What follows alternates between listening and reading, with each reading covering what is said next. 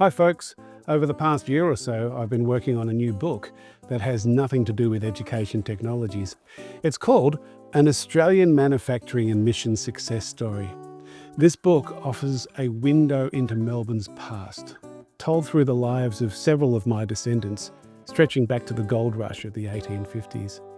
It's centred around the gradual rise of what would become one of Australia's most successful manufacturing businesses. Alongside that, it traces the growth of Christianity in Melbourne's eastern suburbs, and it links to missionary work around the world.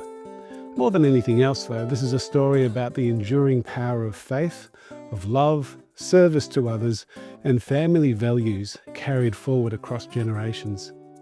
The paperback, the Kindle, and the hardcover editions are now available on amazon.com.au. I do hope you enjoy this book.